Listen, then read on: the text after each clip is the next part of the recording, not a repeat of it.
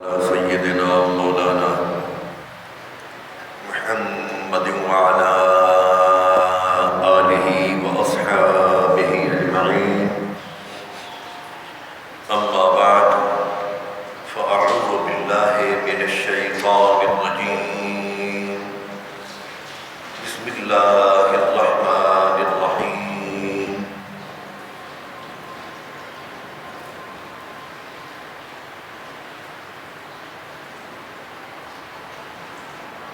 قل بفضل الله وبرحمته فبذلك فليفرحوا هو خير مما يجمعون.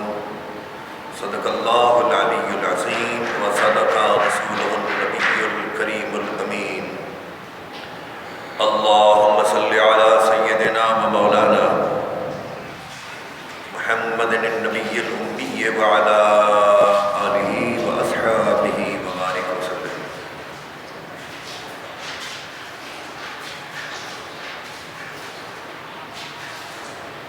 معزز اور مکرم بزرگان دین، سامعین گرامی قدر،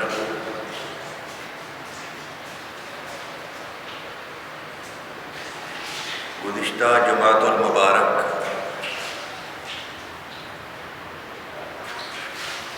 کی گفتگو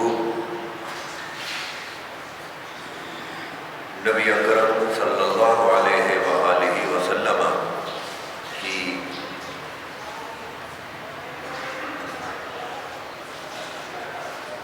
ذات پاک کے حوالے سے اور آپ کے وصال کے حوالے سے آپ کے سامنے پیش کی تھی. آج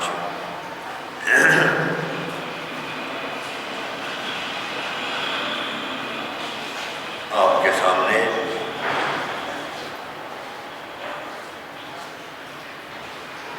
نبی اکرم صلی اللہ علیہ وآلہ وسلم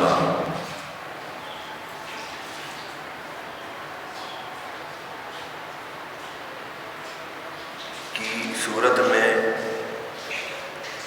اللہ تبارک و تعالی نے ہمیں جو نعمت عظمیٰ عطا فرمائی، اس کا ذکر کرنے لگے ہیں تاکہ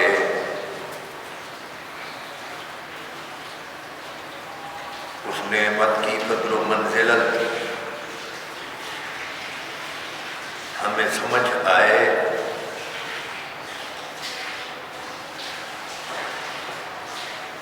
اور اس پر ہم شکر کریں.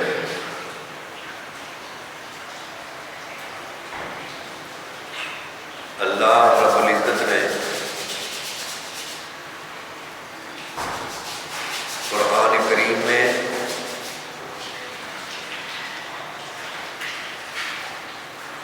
فرحت منانے کا اور خوشی منانے کا حکم فرمایا ہے اور نعمت کے ملنے پر شکر ادا کرنے کا حکم کیا ہے.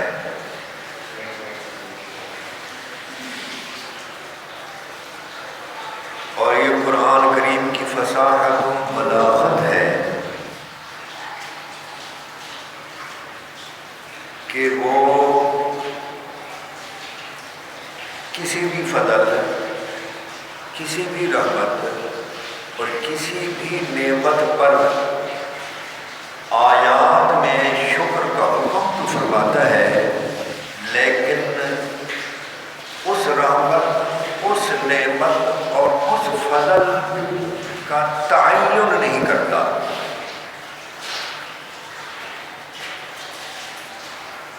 تعین کر دیا جائے تو بات محدود رہ جاتی ہے. آپ اس بات پر خصوصی توجہ فرمائیں. مثلا اگر یوں فرما دیا جاتا کہ تم میرے محبوب صلی اللہ علیہ وآلہ وسلم کی آمد پر یا آپ کی صورت میں جو تمہیں نبی ملا، اس نبی کے ملنے پر فرحت مناؤ، خوشی مناؤ۔ تو یہ ایک حکم تو ہوتا، لیکن یہ حکم بند ہو جاتا، اس میں فصاحت و بلاغت نہ ہوتی۔ تو جب اس نے کسی نعمت، فضل اور رحمت کو مخصوص نہیں کیا، معین نہیں کیا، اور قرآن میں یہ حکم فرمایا کہ فضل اور رحمت پر خوشی منائی جائے، تو اب ہمیں فقط قرآن و سنت میں غور کر کے یہ معلوم کرنا ہوگا کہ آیا سرور عالم صلی اللہ علیہ وآلہ وسلم کا وجود مبارک، آپ کا تشریف لانا اور انسانوں کے ایک آخری طبقہ کو ایک نبی کی صورت میں آپ کا عطا ہونا، آیا یہ فضل، رحمت اور نعمت ہے یا نہیں؟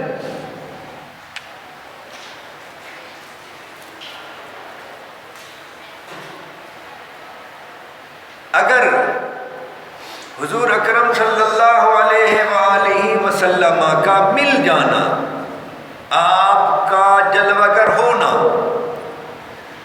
اور بحیثیت نبی ایک امت کو عطا ہونا، اس کا نعمت ہونا، فضل ہونا اور رحمت ہونا قرآن و سنت سے ثابت ہو جائے، تو پھر ان خود ان آیات پر عمل کرنا ہوگا جن آیات میں ترغیب نہیں دی گئی، رغبت نہیں دی گئی، بلکہ حکم ہوا ہے کہ لوگ فضل اور رحمت پر خوشی منائیں۔ یہ احمقوں جیسا مطالبہ ہوتا ہے کہ کوئی کہے قرآن کھولو اور قرآن کی آیات لکھی ہوئی ہوں، نیچے لکھا ہوا ہو کہ 12 ربیع الاول جب آئے تو تم خوشی مناؤ، کوئی مطالبہ کرے کہ یہ دکھاؤ، اگر یہ لکھا ہوا ہے تو ہم مان لیتے ہیں، نہیں لکھا ہوا تو ہم نہیں مانتے۔ تو قرآن کریم فصاحت و بلاغت کا منبع ہے، وہ ایک لفظ ادا کر کے اس میں سمندروں کو بند کر دیتا ہے۔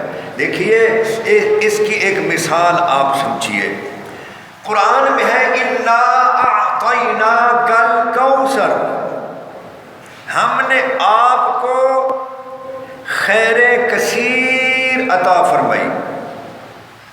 بعض اردو مترجمین نے کہا ہم نے آپ کو بے حد و بے حساب عطا کیا، یہ ترجمہ کیا ہے کچھ حضرات نے۔ میں اگر آپ کو ابھی کہوں میں نے آپ کو بے حد اور بے حساب دے دیا، فوراً آپ سوال کریں گے کیا بے حد دیا آپ نے، کون سی چیز دی؟ تو اللہ تبارک و تعالیٰ نے کوثر تو فرما دیا، بے حد دیا، یہ نہیں فرمایا کہ کون سی چیز بے حد دی، تاکہ جو خیر بھی تصور میں آئے وہی بے حد دی گئی۔ ایک چیز کو معین کر دیا جاتا تو بات نہ بنتی۔ اسی طرح قرآن میں ہے اے ایمان والوں، اللہ اور اس کے رسول سے آگے نہ بڑھا کرو۔ کس بات میں؟ جب وہ چل رہے ہوں تو ان سے اللہ تعالیٰ چلتا ہے اور دکھتا ہے۔ کس بات میں آگے نہ بڑھا کرو؟ کسی بھی بات میں تم آگے نہ بڑھو، قرآن کی آیات پر اور احادیث مبارکہ پر اپنی عقل کو نہ لے آؤ، اپنی عقل نہ دوڑاؤ، یہی آگے بڑھنا ہے۔ یعنی کسی بھی معاملے میں، کسی بھی معاملے میں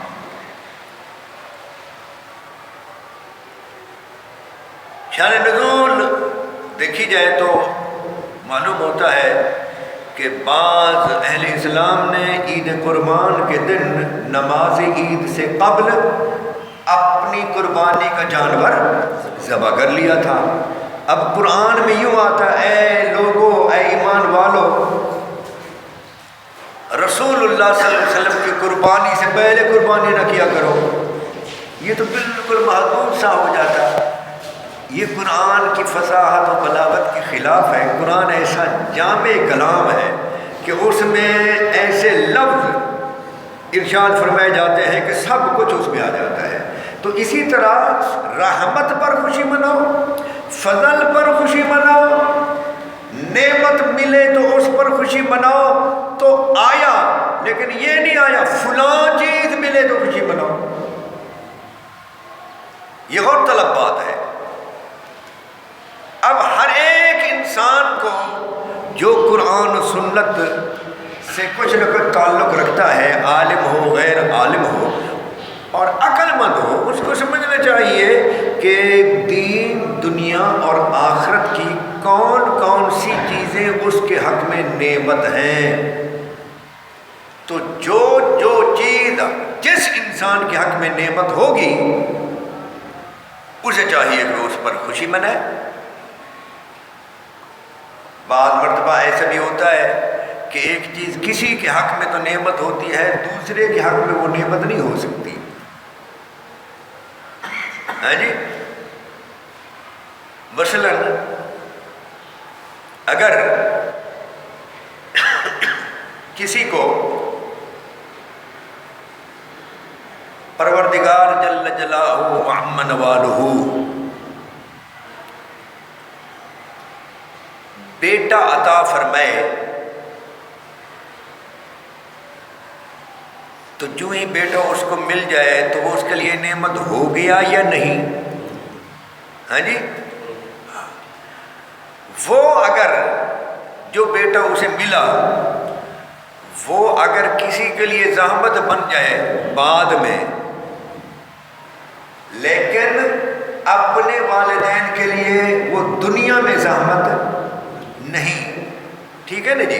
تو اس لیے دیکھنا یہ ہوگا کہ ایک چیز جو واقعتاً دنیاوی لحاظ سے بھی نعمت ہو اور وہ اپنے ماں باپ کی آخرت کو بھی تباہ نہ کرے تو وہ نعمت ہے، خواہ وہ بڑا ہو جائے، خواہ وہ ابھی پیدا ہو، خواہ جب وہ عمر کے جس حصے میں ہو، جب بھی اس کو یاد آ جائے یار اللہ تعالیٰ نے مجھے یہ کیسا بیٹا عطا کیا ہے،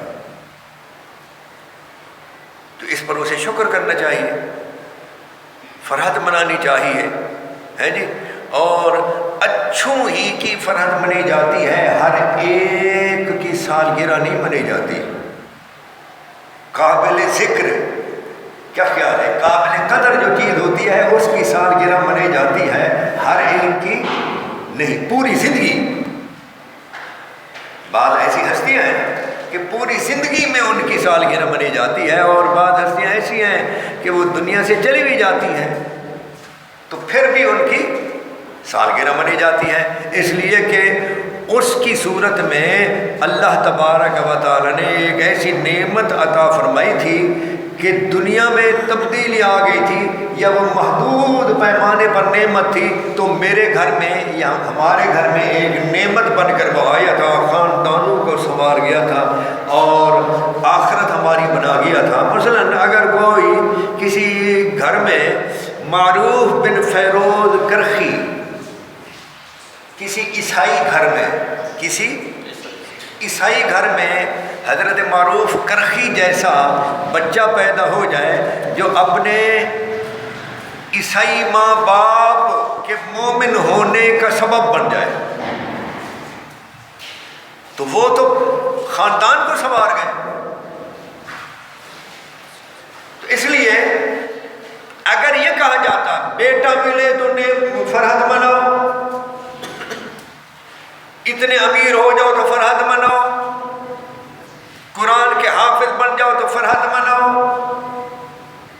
عالم بن جاؤ تو فرحت مناؤ، بادشاہ بن جاؤ تو فرحت مناؤ،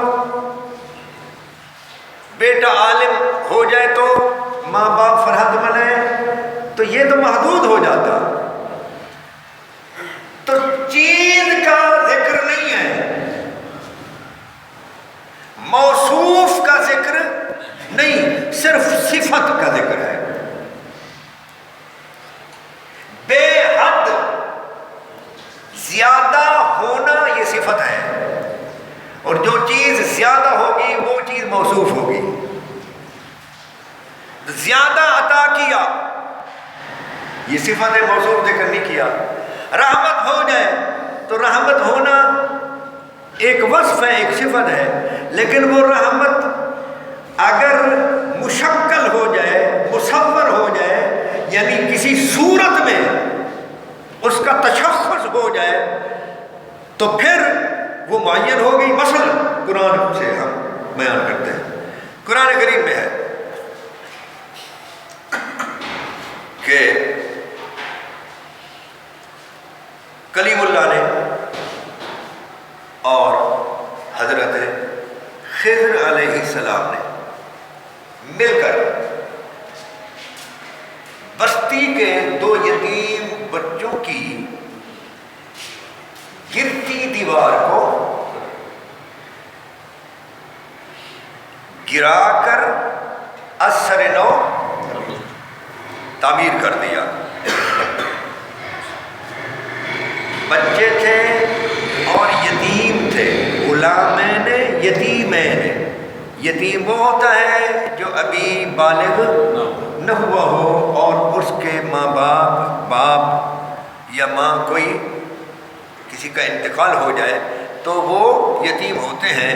ان بچوں کو قطعاً یہ علم نہیں تھا کہ ان کے ساتھ کیا ہونے والا ہے اگر ان کی وہ دیوار جہاں تھی گر جاتی اور اسے اسی مقام پر گاؤں کا کوئی شخص نہ بناتا تو اس مقام پر ایک خزانہ چھپا ہوا تھا۔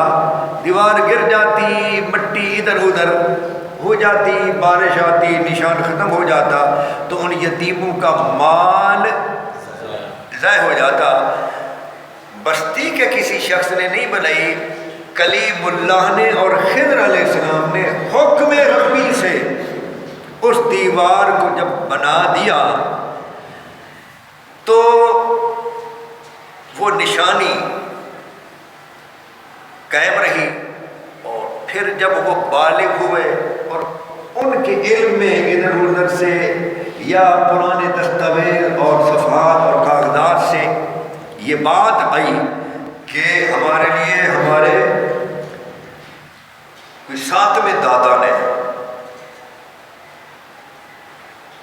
مال چھپا کر رکھا تھا، خزانہ چھپا کر رکھا تھا، فلاں سمت کی فلاں دیوار کے نیچے ہے، اس دیوار کو گرانا ہوگا، اس کے نیچے سے اس کو نکالنا ہوگا۔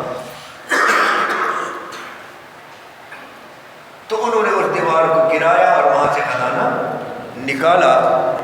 تفسیر ابن کثیر کے مطابق 7ویں پشت میں ان کا ایک دادا تھا، اس نے وہ خزانہ چھپایا تھا اور ان کے بعد 6 پشتوں کو یہ ضرورت نہیں پڑی تھی۔ یہاں ان 2 یتیموں کو یہ ذکر کر کے اللہ تعالیٰ فرماتے ہیں رحمتم من ربک۔ خضر علیہ السلام جواب، اس دیوار کو بنانے کا جواب دیتے ہیں کلیم اللہ کو کہ بھائی بستی والوں نے تو ہماری ضیافت نہیں کی، ہمیں کھانا تک نہیں دیا، مانگنے کے باوجود ہمیں نہیں دیا، تو ہم نے یہ دیوار فقط یتیم بچوں کو مد نظر رکھ کر بنائی ہے۔ رحمتم من ربک، یہ تیرے رب کی رحمت ہے۔ اب آپ سمجھے جو میں عرض کر رہا تھا کہ رحمت ایک صفت ہے اور اس کی صورت کیا ہے؟ وہ صورت ہر ایک شخص کے لیے معین ہوتی ہے۔ اب ان یتیم بچوں کے لیے یہ صورت تھی کہ ان کے خزانے کی نشانی جو ہے اس کا قائم رہنا، قائم رکھنا، یہ رب کی رحمت ہے۔ نشانی، اب وہ نشانی نہ ہوتی تو خزانہ نہ ملتا۔ تو اللہ تعالیٰ نے یوں تو فرما دیا رحمت ہو جائے تو فرحت مناؤ،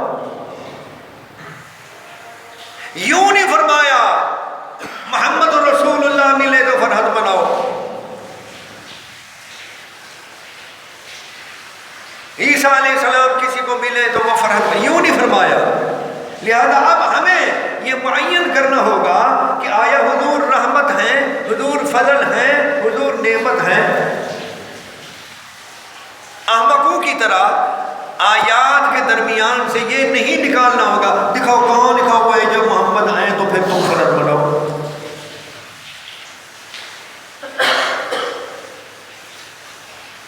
ان فی ذلک لآیات لقوم یتفکرون. قرآن میں جو بار بار آیا ہے کہ ہماری نشانیوں میں ہماری آیات میں غور و فکر کرنے والی قوم جو ہے انہیں ہی نشانیاں ملتی ہیں. قرآن میں ہر ایک کو قدرت کی نشانیاں. ان فی ذلک لآیات لقوم یعقلون.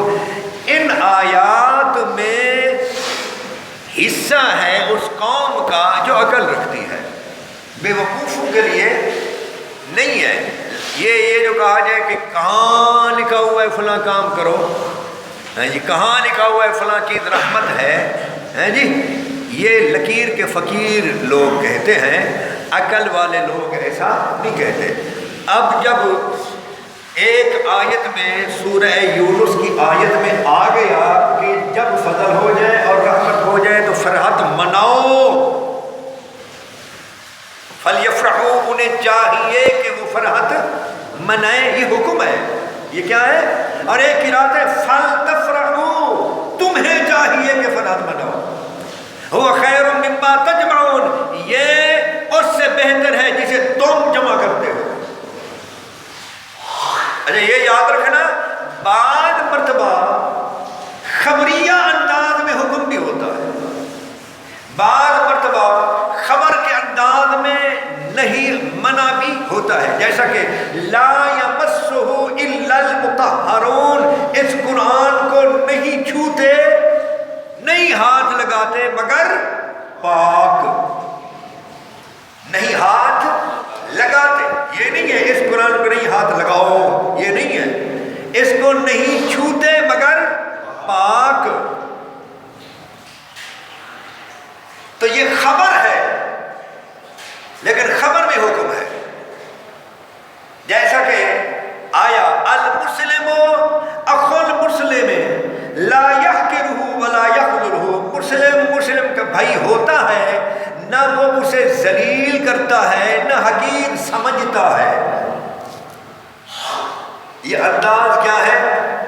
خبریہ. لیکن یہ حکم ہے، مسلم جو ہے دوسرے مسلم کو حقیر نہ سمجھے، اس کی تذلیل نہ کرے. اسی طرح یہاں تو حکم ہے، یہ تو خبری انداز میں نہیں. فَلْيَفْرَحُوا، انہیں چاہیے کہ فرحت منائیں. جب کس چیز پر فرحت منائیں؟ فضل پر اور رحمت پر.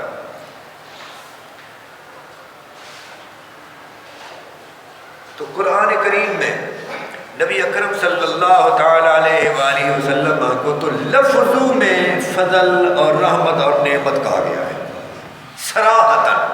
ایک مقام پر آ گیا فضل اور رحمت پر خوشی منائے، دوسرے مقامات پر حضور کو فضل بھی کہا گیا اور رحمت بھی کہا گیا. تو اب آپ فرمائیے کہ قرآن کا ہر مقام، قرآن کی ہر آیت کو سمجھنے کے لیے یہ کہیں قاعدہ، قانون یا حکم ہے کہ تم سیدنا ابو بکر صدیق رضی اللہ تعالیٰ عنہ کی طرف متوجہ ہونا اور ان سے قرآن سمجھنا، سیدنا علی رضی اللہ تعالیٰ عنہ کی نے جو تفسیر کی ہے اس کو لینا اور قرآن کو سمجھنا، یا صحابہ کی ایک 10 یا 5 افراد کی جماعت نے قرآن کی کسی آیت کو جس طرح سمجھا ہے تم اس طرح عمل کرنا، یہ کہیں نہیں ہے، ایسا کہیں نہیں. بلکہ قرآن میں بہت سے مقامات، بہت سی آیات ایسی ہیں، انتہائی مشکل بات ہے اگر آپ سمجھ لیں تو، جن کو گزشتہ کسی زمانے کے لوگ سمجھ ہی نہیں سکتے تھے. ہمارے اسلاف سلف صالحین جو ہیں ان کے بس میں ہی نہیں تھا کہ وہ ان آیات کو سمجھتے۔ پچھلے لوگوں کے لیے اللہ تعالیٰ نے ان کا سمجھنا مقدر کر دیا ہے۔ کیوں؟ وہ اس طرح کہ زمانہ جس طرح کروٹ بدلے گا تو اس زمانے کے احوال کے بدلنے کے لحاظ سے قرآن کی ان آیات کا معنی واضح ہو جائے گا۔ جیسا کہ آخری پارے میں سورۃ الانشقاق میں فلا اقسم بالشفق واللیل وما وسق والقمر اذا اتسق لتركبن طبقا عن طبق فما لهم لا يؤمنون، شفق کی قسم، رات کی قسم جب وہ چھا جائے، چاند کی قسم جب وہ پھیل جائے، تم ضرور طبق در طبق سوار ہو کر جاؤ گے۔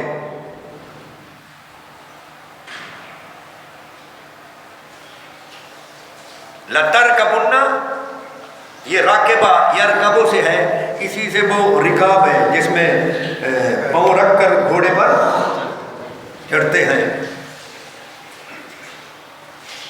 ٹرین پر آدمی جب چڑھتا ہے تو وہاں بھی ایک کسی جگہ پائیدان ہوتا ہے، کسی جگہ پھٹا ہوتا ہے، پائیدان بھی ہوتے ہیں۔ تو رکاب اس کو کہتے ہیں جس چیز پر آدمی پیر رکھ کر سواری کرے، اور سواری کو کہتے ہیں مرکب، سوار جو ہوتا ہے اس کو کہتے ہیں راکب۔ تو اب تک لوگ جو ہیں وہ یہ بیان کرتے رہے کہ تم روحانی درجات طے کرو گے، بھئی ادھر تو راکب یرکب ہے، سواری پر سوار ہو کر جاؤ گے، طبق در طبق۔ لیکن جب اس دور کے انسانوں نے ایک سواری پر سوار ہو کر سفر کیا اور چاند تک پہنچ گئے،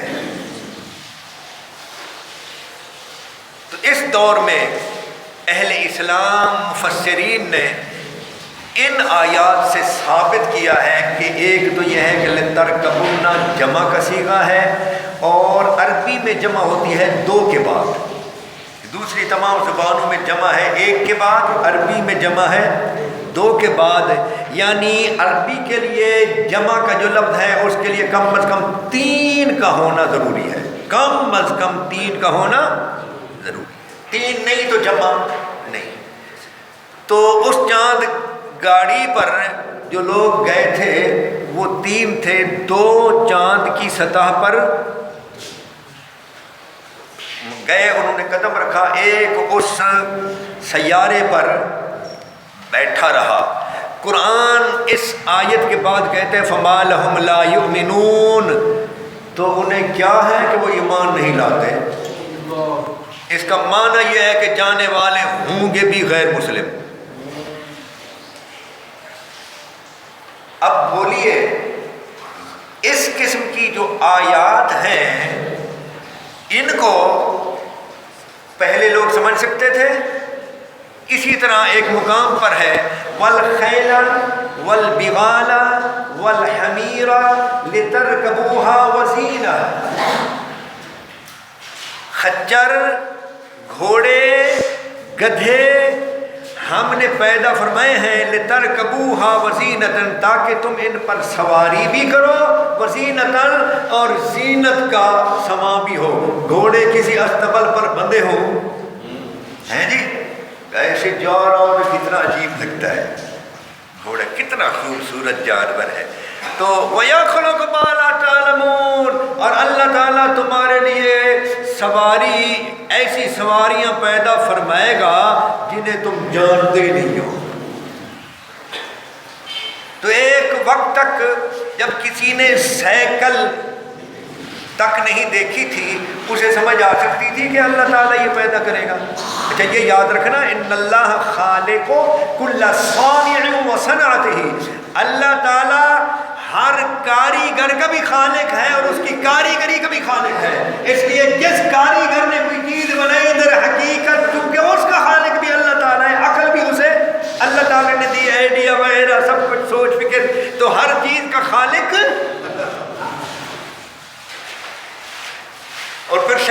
بعد کتنی سواریاں اب آئی ہیں. اسی طرح 8ویں پارے میں ہے، 8ویں پارے میں سورہ اعراف میں امام راضی رحمت اللہ تعالی علیہ نے، جن کی وفات ہوئی 606 ہجری میں، 600 ذرا گن لیں کتنا پہلے. انہوں نے ایک آیت کے تحت ونادى اصحاب الجنت اصحاب النار ان قد وجدنا ما وعدنا ربنا حقا. اس آیت کے تحت لکھا ہے کہ جہنمی بہشتیوں کو پکارے گئے. اب جہنم اسفل السافلین، نیچے سے بھی نیچے. اسفل السافلین کا معنی ہے نیچے سے بھی نیچے، اور جنت اعلیٰ ہے. تو وہ کہتے ہیں کہ یہ آواز کیسے پہنچے گی؟ اتنا بود شدید، اتنا دوری. تو انہوں نے وہاں لمبی گفتگو کی ہے اور کہا ہے آواز اپنا ایک وجود رکھتی ہے، وہ منہ سے جب نکل کر انسان کی سانسوں سے جدا ہو جاتی ہے تب بھی اس کا وجود قائم رہتا ہے. اگر اس وجود کو کوئی ایسی طاقت مل جائے جو غیر مرئی ہو، وہ طاقت نظر آنے والی نہ ہو، تو یہ وجود ایک مقام سے دوسرے مقام تک پہنچ سکتا ہے. آواز کا یہ وجود ایک مقام سے دوسرے مقام تک. ایسا امام راضی سے پہلے سمجھے نا. تو اس لیے یہ کہنا صحابہ نے یہ خوشی منائی تھی، فلاں نے یہ خوشی منائی تھی، ارے بھائی صحابہ کرام کو ہم سے زیادہ قرآن سمجھ آتا تھا، انہوں نے بھی خوشی منائی ہے. لیکن قرآن سمجھنے کے لیے یہ قاعدہ کلیہ کہیں نہیں ہے کہ انسان جو ہے ایک طبقہ کے انسانوں کا محتاج رہے. ایسا بالکل نہیں، یعنی مطلقاً محتاج نہیں، وہ اپنی عقل استعمال ہی نہ کرے، ایسا بالکل نہیں. تو یہ ایک قانون تھا جو میں نے آپ کو سمجھایا. اب ہم آپ کے سامنے وہ آیات رکھتے ہیں جن میں صراحتاً نبی اکرم صلی اللہ علیہ وسلم کو رحمت کہا گیا، کہیں فضل فرمایا گیا اور کہیں نعمت فرمایا گیا. رحمت کے لیے تو لمبی چوڑی چھلانگ لگانے کی ضرورت ہی نہیں ہے. وما ارسلناک، اور جہاں فلیفرحوا آیا کہ رحمت ہو جائے، فضل ہو جائے تو فرحت مناؤ، وہ ہے قل بفضل اللہ وبرحمتہ. قل بفضل اللہ، فضل، قل بفضل اللہ، فضل آ گیا، وبرحمتہ، اور اس کی رحمت، اللہ کے فضل اور اس کی رحمت پر فلیفرحوا، انہیں چاہیے کہ فرحت منائیں. تو جب فضل اور رحمت پر فرحت منانا ہے تو پھر کون سا غبی اور احمق شخص ہوگا جس کو یہ سمجھنا ہے کہ حضور اللہ کا فضل اور اس کی رحمت ہے. تو آیت میں رحمت آ گیا یا نہیں؟ اب فضل سنیں. یسبح للہ ما فی السماوات وما فی الارض الملک القدوس العزیز الحکیم. تسبیح کرتی ہے ہر چیز جو آسمانوں میں ہے اور جو زمینوں میں ہے اللہ مالک قدوس عزیز حکیم کی. کون اللہ مالک قدوس عزیز حکیم ہے؟ اللہ تعالیٰ فرماتے ہیں میں مالک ہوں، قدوس ہوں، عزیز ہوں، حکیم ہوں. تو کیسے ملک ہے، قدوس ہے، عزیز ہے، حکیم ہے، ہمیں سمجھ نہیں آتی. تو فرمایا آگے سمجھو، هو الذی بعث فی الامیین، ایسا غالب اور ایسا حکیم ہوں جس نے ان پڑھوں میں ایک رسول کو بھیج دیا. یتلو علیہم آیاتہ، وہ ان کے سامنے اس کی آیات کی تلاوت فرماتا ہے. وَيُزَكِّيهِمْ، اور آیات پڑھ پڑھ کر ان کے من کو پاک فرماتا ہے. وَيُعَلِّمُهُمُ الْكِتَابَ، فقط تلاوت نہیں کرتا بلکہ وہ کتاب سکھاتا اور سمجھاتا بھی ہے. وَالْحِكْمَةَ، اور حکمت سکھاتا ہے کہ جو قرآن بتا رہا ہے اس کو کرنا کس طرح ہے اسے. اس لیے حکمت سے مراد ہے حضور کی سنت. وَإِن كَانُوا مِن قَبْلُ قبل لفی ضلال مبین، جن ان پڑھوں میں اللہ نے اس رسول کو بھیجا وہ اس کی آمد سے قبل کھلی گمراہی میں تھے۔ وآخرین منہم، اور پچھلے ان سے جن میں، جن ان پڑھوں میں یہ نبی آیا، ان کے بعد والے جو ہیں لما یلحقوا بہم، جو ابھی ان کے ساتھ شامل نہیں ہوئے، دنیا میں قدم رکھا ہی نہیں ہے، فرمایا یہ نبی ان کے لیے بھی ہے۔ لما یلحقوا بہم، الحاق کہتے ہیں، یہ کتاب ہے نا جی، یہ کتاب ہے جی، یہ اس کا شروع ہے اور یہ اس کا ادھر سے کوئی چیز شامل کی جائے بعد میں جب یاد آتی ہے نا تو اندر نہیں گھسیڑی جا سکتی، تو جس کو ہم ضمیمہ کہتے ہیں اسے الحاق بھی کہا جاتا ہے، تو پیچھے سے جو آئے اسے الحاق کہتے ہیں، اور ملنے والی چیز کو ملحق کہتے ہیں، ملانے والے کو ملحق کہتے ہیں۔ وَنَخْشَىٰ عَذَابَكَ إِنَّ عَذَابَكَ بِالْكُفَّارِ ملحق، کافروں کو تیرا عذاب پہنچنے والا ہے، تو ابھی وہ آیا تو نہیں نا، بعد میں ملے گا نا عذاب، تو ملحق کا لفظ آپ اس میں دعا ہے قنوت میں، ہاں تو اس سے آپ سمجھیں لما یلحقوا بہم بھی یہی ہے کہ یہ نبی جن ان پڑھوں میں آیا ان کے لیے بھی، اور جو ان لوگوں کے ساتھ ابھی تک شامل نہیں ہوئے ان کے لیے بھی یہ نبی جلوہ گر ہوا۔ وَهُوَ الْعَزِيزُ الْحَكِيمُ، اور وہ غالب حکمت والا ہے اللہ تعالیٰ جس نے ان پڑھوں میں بھیجا۔ بھی کیسے غالب حکمت والا ہے؟ ان پڑھوں میں بھیجا، وہ ان پڑھوں میں رہا، 40 سال تک کسی مکتب میں نہ گیا، کسی کی شاگردی اختیار نہیں کی، کبھی کسی کتاب کو نہیں پڑھا، اپنے ہاتھ سے کبھی لکھا نہیں، اور یکایک ایسا کلام سنانے لگا۔ تو اب بھی مجھے نہیں مانتے ہو کہ میں عزیز الحکیم ہوں؟ ہے جی، تو یہ سارا کس کا ذکر ہے؟ اللہ تعالیٰ کی حکمت کا، اس کے غالب ہونے کا، اور اس کا اپنے نبی کو جو بھیجنا ہے وہ ذکر ہے۔ یہ ذکر کر کے نبی کے بھیجنے کا ذکر کر کے اللہ تعالیٰ فرماتے ہیں ذالک فضل اللہ، نبی کا یہ آنا اللہ کا ان پڑھوں میں نبی کا جلوہ گر ہونا، ذالک فضل اللہ، یہ اللہ کا فضل ہے۔ یؤتیہ من یشاء، اللہ جس پر چاہتا ہے اپنا فضل فرماتا ہے۔ واللہ ذو الفضل العظیم، آگے فرمایا مثل الذین حملوا التوراۃ، ان کی مثال جنہوں نے تورات کو اٹھا رکھا ہے، ثم لم يحملوها، پھر انہوں نے اس کو نہیں اٹھا رکھا، مگر اس طرح کا مثل الحمار یحمل اسفارا، جس طرح کہ گدھا اپنی پشت پر بوجھ کو اٹھاتا ہے۔ یہاں یہ کیوں فرمایا؟ فرمایا ان لوگوں نے کوئی ٹھیکہ لے رکھا ہے اور قدغن لگا رکھی ہے کہ جو نبی بھی آئے گا بنی اسرائیل میں آئے گا، وہ ہم جس پر چاہیں اپنا فضل فرمائیں، ہم نے اگر اب بنی اسماعیل میں بھیج دیا ہے تو ان کی تو کتاب میں آئے کہ وہ آئے گا، ان کی کتاب تورات میں ہے۔ اب جب بنی اسرائیل میں وہ جلوہ گر نہیں ہوئے اور بنی اسماعیل سے تشریف لے آئے تو یہ جو ہے نا گدھوں کی طرح لتنیاں مارنے لگ گئے، ہم تو نہیں منتے، اسی نہیں منتے، تو کون ہوتا ہے؟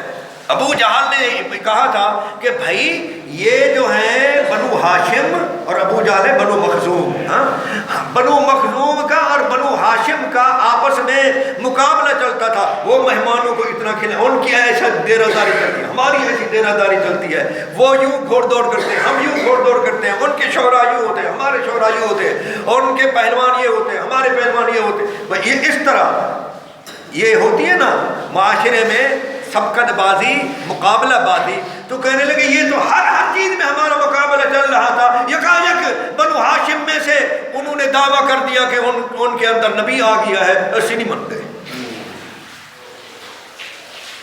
آپ سمجھ گئے؟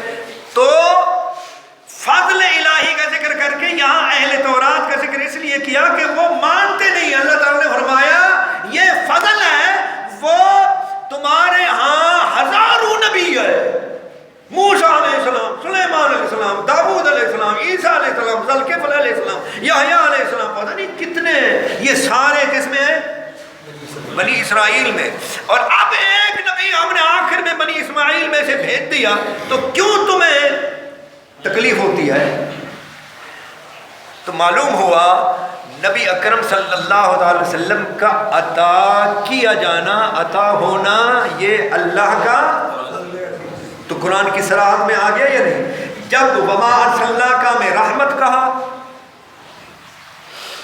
ادھر فضل اللہ کہا، اللہ کا فضل، اور ادھر سورہ یونس میں کہا جب اللہ کا فضل اور اس کی رحمت ہو جائے فلیفرحوا، تو انہیں چاہیے فرحت منائے. تو آپ پر یہ فضل اور رحمت ہوئی یا نہیں؟ بولو بابا. کیسے ہوئی؟ وآخرین منہم لما یلحقوا بہم، آپ وہ پچھلے ہیں جو ابھی اس دور کے لوگوں کے ساتھ شامل نہیں ہوئے تھے. تو فضل ان پر بھی تھا، بعد والوں پر بھی ہے، جو اس وقت نہیں تھے، یہ فضل ان پر بھی ہے. جو جن میں حضور بنفس نفیس تشریف لائے تھے، وہ تشریف لانا ان پر فضل تھا. اور پھر وہ فضل چونکہ قیامت تک قرآن کی صورت میں، حدیث کی صورت میں، سنت کی صورت میں، نبی کریم صلی اللہ علیہ وسلم کے فیض دینے کی صورت میں ہے جی، درود شریف بھیجنے کی صورت میں، درود شریف بھیجو حضور خود جواب دیں اور واپس جواب بھی دیں. آپ ایک مرتبہ درود بھیجو، نبی موجود ہیں، ان پر درود بھیجا جاتا ہے، اللہ تعالیٰ اس پر کم از کم 10 مرتبہ بھیجنے والے پر، اور ایک حدیث میں کتاب ایک 10 مرتبہ درود بھیجتا ہے، 10 درجات بلند فرماتا ہے، 10 گناہ مٹا دیتا ہے. تو یہ اور اگر کسی کو ہمت ہو، کسی کو ہمت ہو اور وہ اپنے خیال کو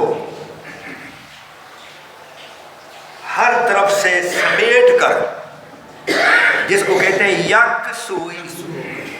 یکسو ہو کر درود شریف پڑھے اور اپنا خیال باندھے، اپنا تصور باندھے، اور نبی اکرم صلی اللہ علیہ وسلم کی مبارک روح کی طرف، آپ کی مبارک شخصیت کی طرف توجہ کرے، تو حضرت حاجی امداد اللہ مہاجر مکی رحمت اللہ تعالی علیہ فرماتے ہیں نبی اکرم صلی اللہ تعالی وسلم اپنا فیض اس کو یوں ہی عطا فرما دیتے ہیں جیسا کہ صحابہ.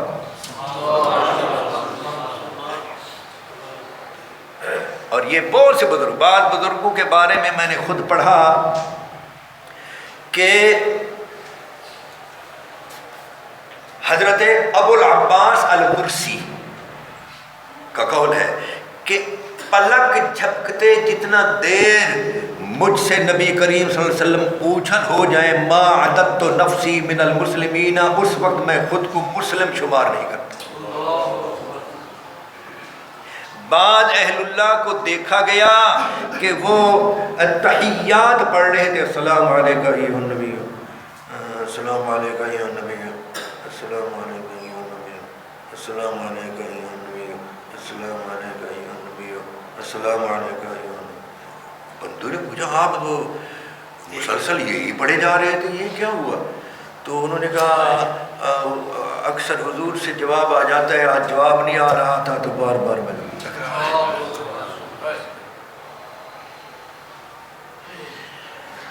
امام قرطبی رحمۃ اللہ تعالیٰ نے فرماتے ہیں میاں ان باتوں کا انکار نہ کیا کرو، تم ایک چارپائی پر 2 سوئے ہوئے ہو، ایک چارپائی پر 2 سوئے ہوئے ہو، ان میں سے ایک مدینہ پہنچا ہوا ہے، یا ان میں سے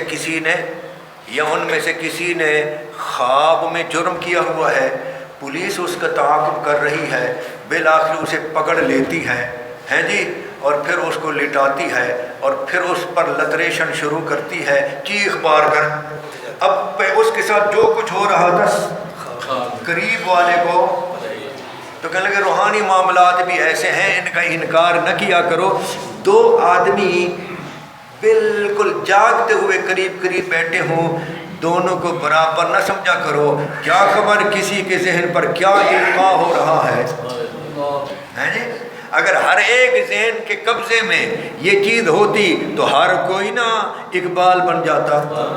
وہ اقبال سوتے سوتے جلدی جلدی اٹھ بیٹھتے اور ملازم کو کہہ دو یار جلدی لے. کبھی کبھی دیوار پر لے دیتے. کیوں؟ کہنے لگا کلام القاء ہوا ہے. کلام القاء ہوا ہے. یہ ایویں تھوڑی ہے کہ اس وقت دنیا کا ایک بہت بڑا طبقہ پاگل ہوا پھرتا ہے علامہ اقبال کے کلام کو سمجھنے کے لیے ہے جی. جامعہ ازہر یونیورسٹی میں مستقل ایک چیئر ہے اور مستقل ایک شعبہ ہے جو پی ایچ ڈی کرتے ہیں لوگ. کوئی فارسی پر کرتا ہے اور کوئی ان کے اردو کلام پر کرتا ہے, کوئی ان کی شخصیت پر کرتا ہے. تو یہ سارے لوگ برابر ہیں نہیں ہیں. اب دیکھیں دو بندے جا رہے ہیں. ایک باپ ہے ایک بیٹا ہے. یہ وہ نہیں ہے, فردی بات نہیں, حدیث ہے. ایک باپ ہے ایک بیٹا ہے. دونوں گزر گئے. باپ کہتا ہے اپنے بیٹے کو آج تو حضور نے بڑی بے پرواہی کی ہے ہم سے. ہم حضور کے قریب سے گزر گئے, ٹھیک ہے, ہمیں آگے کام تھا جا رہے تھے تو حضور نے تو توجہ ہی نہیں فرمائی ہماری طرف. تو بیٹا کہتا ہے ابا جی حضور کسی کے ساتھ مشغول تھے. اچھا یار کوئی تھا تو نہیں اس وقت, میں نے تو دیکھا کوئی تھا تو نہیں. وہ کام کر کے واپس آئیے. سیدنا عباس بن عبد المطلب اور سیدنا عبداللہ بن عباس کا واقعہ ہے. جب واپس آئے تو سیدنا عباس بن عبد المطلب نے عرض کیا اپنے بھتیجے سے حضور سے, یا رسول اللہ ہم ابھی گزر رہے تھے اور آپ سے گزر گئے اور میرے دل میں شکوہ آیا کہ آپ نے ہماری طرف دیکھا ہی نہیں, توجہ تک نہیں فرمائی. تو یہ عبداللہ کہتا ہے کہ آپ کے ساتھ کوئی بیٹھا تھا تو میں نے تو کوئی نہیں دیکھا. آپ نے فرمایا عبداللہ تم نے دیکھا تھا جو ابھی جب تو تھوڑی دیر پہلے گزرے میرے ساتھ جو بیٹھا تو تم نے اس کو دیکھا؟ انہوں نے کہا جی ہاں دیکھا. فرمایا وہ جبریل تھے. وہ آپ سمجھ گئے. تو بابے کو فرق ہے یا نہیں؟ فرق ہے یا نہیں جی؟ اچھا دیکھیے یہ ممبر ہے. ممبر یکسوئی آپ سمجھو یکسوئی کیا ہوتی ہے؟ یہ ممبر ہے. ممبر پر کھڑے ہو کر تقریر بھی کرے لیکن دل اٹکا ہوا ہے ان فوجوں کے ساتھ جن کو بھیج بیٹھا ہے, پتہ نہیں ان کے ساتھ کیا بنے گی.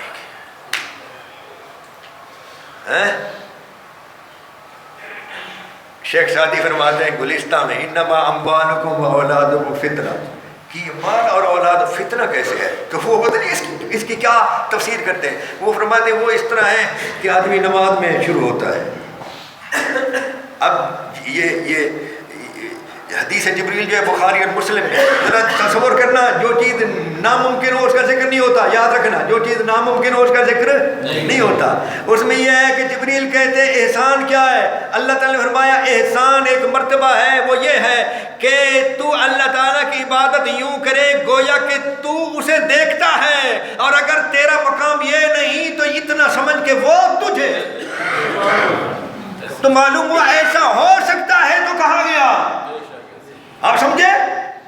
تو یکسوئی شیخ سعدی فرماتے ہیں میاں جب بندہ نماز شروع کرتا ہے تو اپنے ذہن کو بناتا ہے, بناتے اس کا ذہن عرش اولا پر اور مکان اولا مکان کی طرف عروج کر رہا ہوتا ہے. یکایک بچے یاد آتے ہیں تو دھڑم سے نیچے گر جاتا ہے. فرمایا یہ آزمائش ہے. یہ اب یہ ہے اپنا مفاد, یہ ہے, اور ادھر ہے اسلام کا مفاد. خطبہ ادھر پڑتا ہے, مسلمان لشکر کو بھیجا ہوا ہے, فکر کھائی جا رہی ہے, عمر گھلتا جا رہا ہے, میرے لشکر کے ساتھ کیا ہوگا.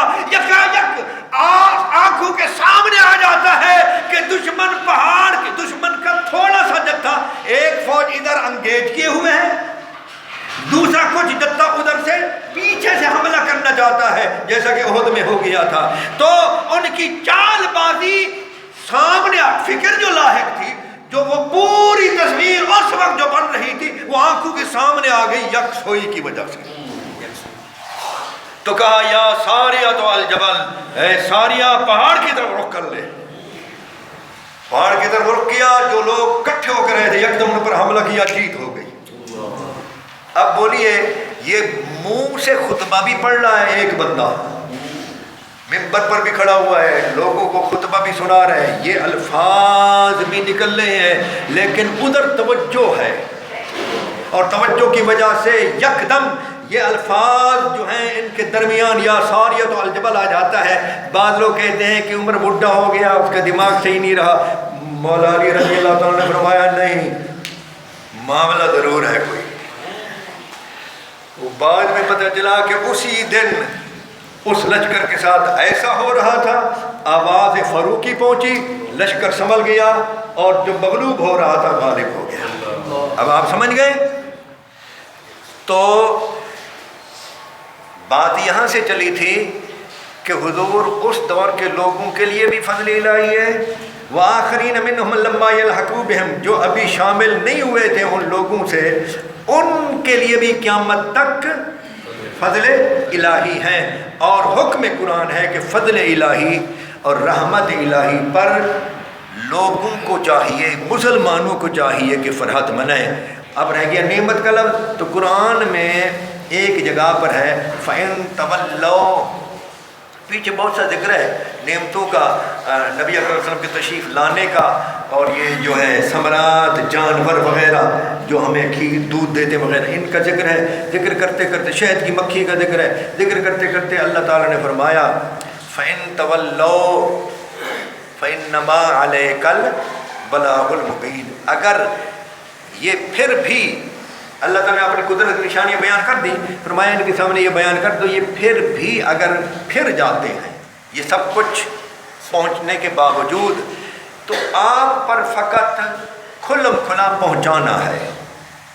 آپ کی ذمہ داری فقط اتنی ہے کہ کھول کھول کر ان تک ہماری آیات یعرفون نعمت اللہ،